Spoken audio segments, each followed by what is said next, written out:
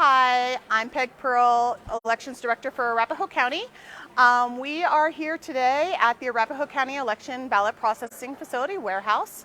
I know we've been getting a lot of information out to you all. We have lots of good videos about the different steps of our process.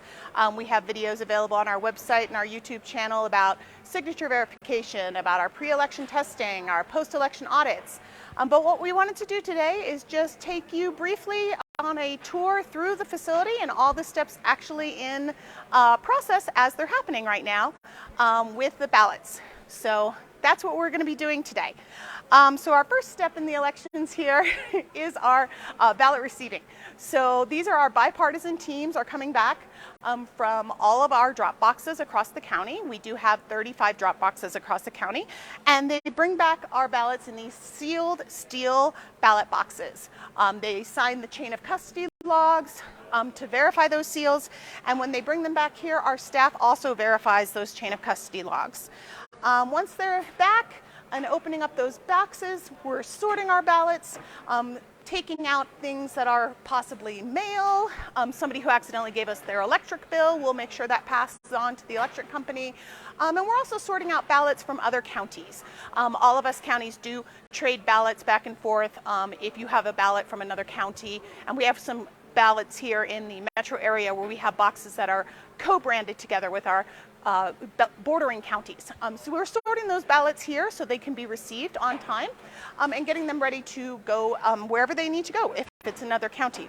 And so once we get those here, we time stamp them, date stamp them, and then in the trays, we bring them over here to our station where we'll go ahead and we will weigh the ballots just by the tray to get an estimate of how many were in each box at each location, just to get a sense of which locations are the busiest, which ones had a big haul, a small haul that day, and so we can have future planning, logistical planning for where we maybe want to put more ballot boxes in the future on a daily basis. Then we'll stage all of these in these green trays to be ready to go on to our next stage once all of our teams come back. Right now our teams are going out once every business day to make sure to empty those boxes and bring the ballots back here. They'll also be going out on Saturday when our vote centers are open to bring all of these back and have them here at the warehouse. No counting or sorting gets done anywhere except here in this building. So once we have all of those ballots back, we bring them over here to our ballot sorting. And our next stage is this ballot sorting machine, and our ballot sorter does a couple of things that are really important. So when we pass these ballots through the first time, it's going to scan that barcode. This is where if you're signed up for ballot tracks, you're going to get that notification that your ballot has been received here in Arapahoe County. We will upload the information from the statewide database to this machine so that it can check in real time, right up to date against that statewide database. That allows us to mark vote credit, that a ballot has been returned, and that information will be seen then if another ballot is attempted to be returned or if someone tries to vote at a vote center. It also gives you that notification. We also take a picture of the signature at this point, which we're going to use in signature verification, or take a picture of the box and find that it's empty and you've forgotten your signature. So those are both very important steps that we need to do here at the ballot sorting machine. We do then, once we do that sorting and scan all of that information, we will then upload that information again back to the statewide voter registration database, constantly keeping that information up to date to make sure that our elections are secure and up to date with everybody as we're rolling through ballots daily. Once we're done with that and we have sorted them in, they will come back into yellow trays over here. And the yellow trays are now for signature verification. So the ballots will actually stay out here in signature verification. These are still sealed ballots. And the signature verification teams, which we're going to see in a moment, they handle the digital signature that's been taken by the machine, not the ballots themselves. So they stay sealed out here while we're doing verification. Signature verification is one of our secure processes. We do protect your personal information, like your signature, that is reviewed by these bipartisan teams. So we're going to go in here to the hallway through the little window and take a look at the signature verification process. So we're going to talk a little about it here, but we do have a whole video on signature verification that's available on our YouTube channel as well as our arapahovotes.gov. So one of the reasons we have all these windows is also to allow continued access from watchers. Political parties and candidates can appoint watchers to view this process live as well in person. Looks like our room is actually just completed their signature verification. So as you can see, we have the room set up with computers. Our election judges work in bipartisan pairs. They're trained through the state and through the county in looking at the signatures here to make sure we can validate that the right voter has turned in. The Agilis machine, when it scans and looks at the signature the first time, looks at the most recent signature. But then when it comes through in here, our election judges do have the ability as a bipartisan team at Tier 2 level to look at every signature we have on file. This would be your past ballots, your driver's license signatures, all of those. They can go back and look to see any sort of pattern or to make sure that they feel comfortable that it meets the criteria that it matches. If the bipartisan team in Tier 2 finds that it's not matching, they would still then reject it and send out what's called a cure letter to the voter, and the voter would have a chance to sign an affidavit and present some ID to be able to cure that. Again, we have just released a video explaining the cure process in depth that you can see on our website. All of those cure letters come back daily if they want to, but we do have all the way to 8 days after the election. If your ballot is sent out for cure, it remains sealed, and it's just stored in here, completely sealed, waiting for that cure ballot. So all of this work and the signature verification takes place without anybody knowing who you voted for or why, and it remains sealed and uncounted unless a cure letter is returned. So since these guys are all done with their work, we're going to move on to the next step, which is once your signature is verified, we'll move it on for ballot opening. Let me get my badge here. Thank you.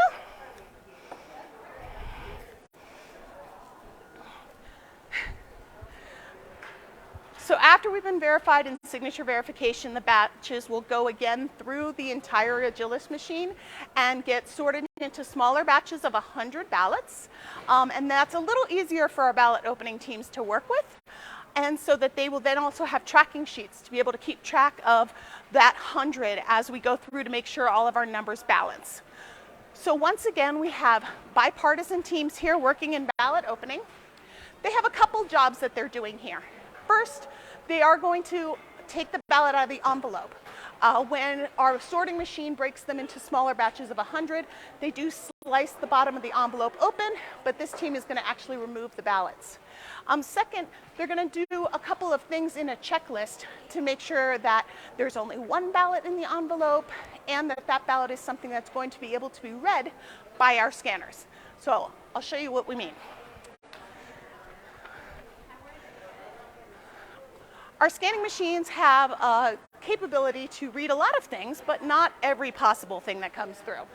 So if our teams here do find a ballot that's marked in red ink or highlighter, if they find something that's stained or ripped or cut or damaged, this is where they're going to pull that aside, mark it on our tracking sheet, and we'll be able to say that these are damaged ballots that are going to need to be duplicated by a bipartisan team.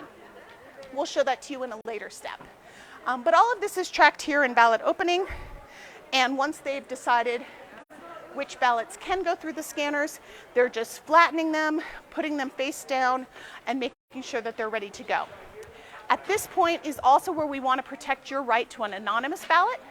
So when we're working in these bipartisan teams, our envelopes are face down. You don't have names and addresses where you can see the names at the same time as you can see any of the votes.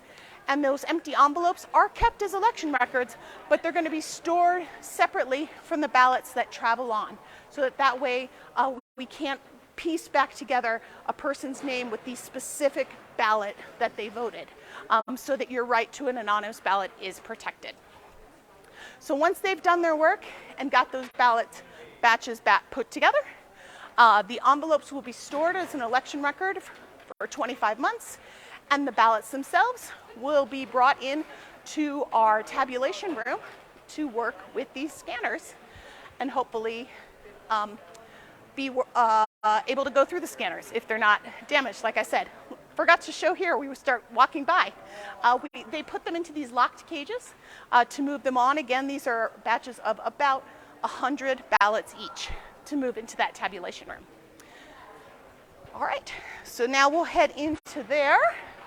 We'll see what's going on in tabulation.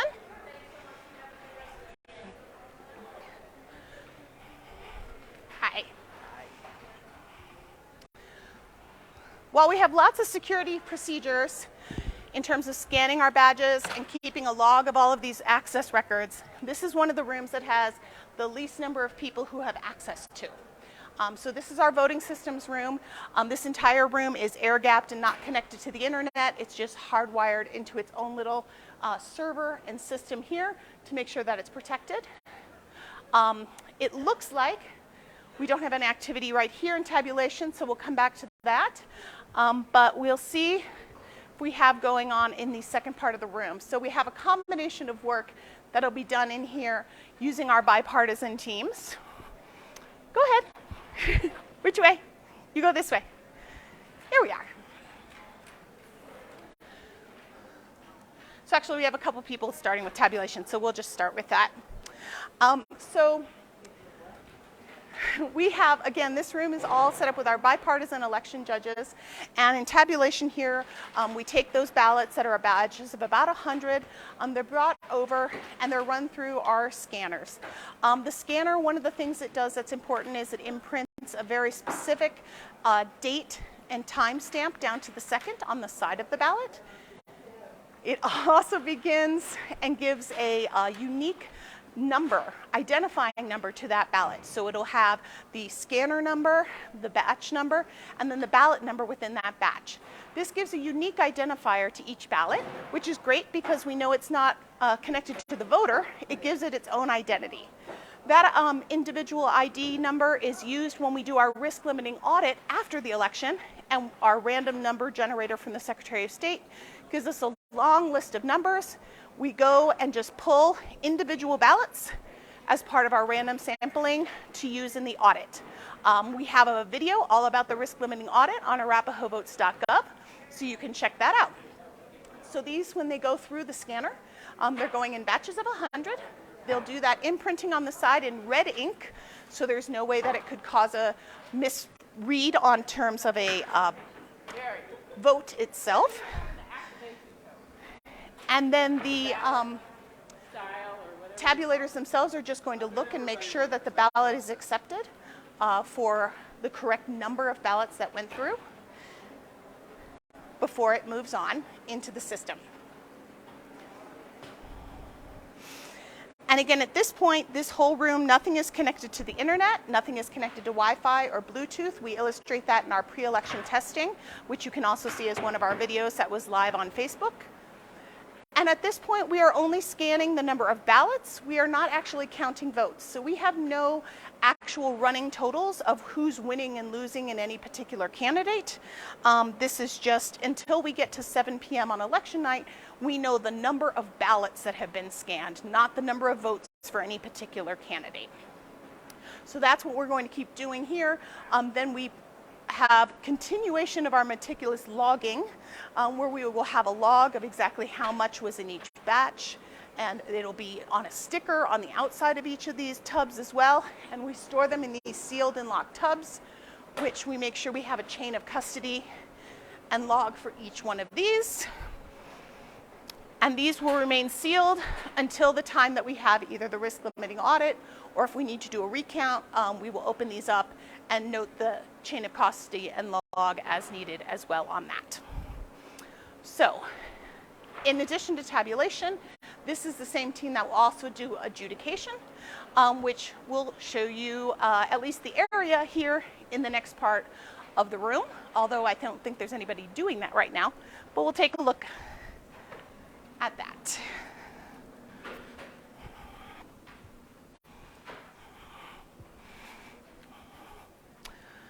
So again, this is part of the closed system that is connected to the voting system, the tabulation. So when you have a batch of, like, let's say 100 in the tabulator.